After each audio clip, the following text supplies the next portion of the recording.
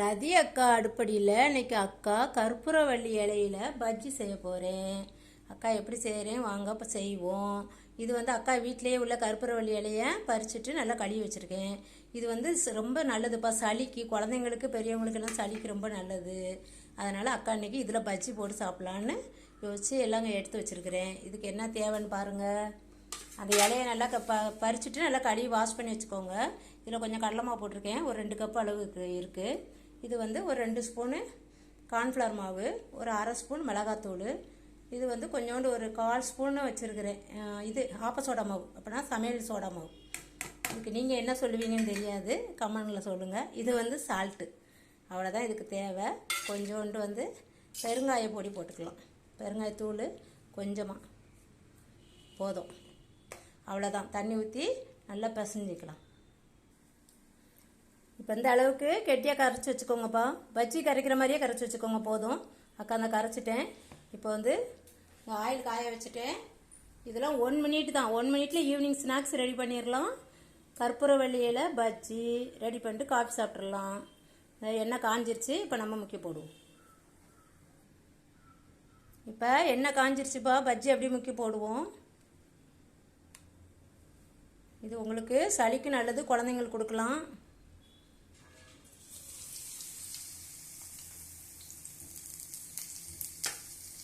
சட்டிக்கு ஏற்ற மாதிரி போட்டுக்கலாம், ஒன்று ஒன்றா போடலாம், 2 3ஆவும் போடலாம். பெரிய சட்டி வச்சிங்கன்னா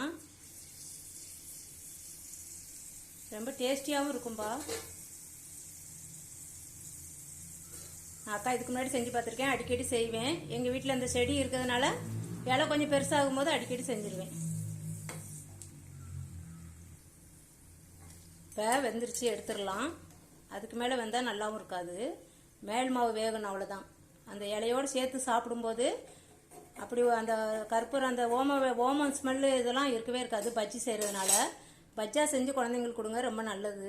இப்போ அக்கா அடுத்த இலை முக்கி போடுறேன். அக்கா சின்ன சட்டியை வச்சுட்டேன், வடை சட்டி, அதனால் ஒன்று ஒன்றா தான் போட முடியுது. இலை பெருசாக இருக்கிறதுனால ஒன்று ஒன்றா தான் போட முடியுது. நீங்கள் கொஞ்சம் பெரிய சட்டி வச்சுட்டு ஒரு 2 3 போட்டுடுங்க, டக்குன்னு முடிஞ்சிடும்.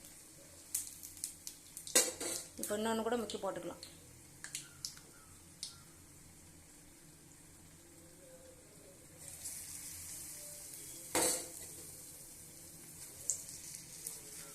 ரொம்ப டேஸ்டியாக இருக்கும்பா, செஞ்சு பாருங்கள்.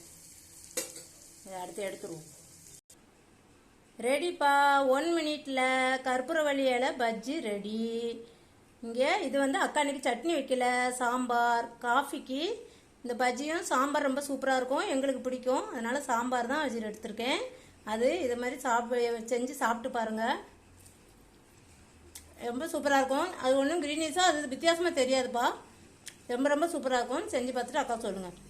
ஈவினிங் ஸ்நாக்ஸ் டைக்கு காஃபி டைமில் இந்த மாதிரி பிள்ளைங்களுக்கு செஞ்சு கொடுத்தீங்கன்னா நல்லா ஆரோக்கியமாகவும் இருக்கும், குயிக்காகவும் செஞ்சிடலாம். 1 மினிட் தான். மாவை கரைச்சி வச்சுக்கோங்க, இலை வீட்டில் பறிச்சாலும் தான், வெளியே எங்கேயாவது எடுத்துகிட்டு வந்தாலும் அலசி வச்சுட்டு உடனே செஞ்சு சாப்பிட்டு பாருங்கள், ரொம்ப ரொம்ப டேஸ்டியாக இருக்கும். சாப்பிட்டு பார்த்துட்டு அக்கா சொல்லுங்கள் கமெண்டில். ரொம்ப சளிக்கு வேறு பிள்ளைங்களுக்கு ரொம்ப ரொம்ப நல்லது, குழந்தைங்களுக்கு இதே மாதிரி செஞ்சு கொடுங்க. ரதி அக்கா அடுப்படிக்கு சப்ஸ்கிரைப் பண்ணுங்கள், கமெண்டில் சொல்லுங்கள் எப்படி இருந்துச்சு சொல்லி. தேங்க்யூ.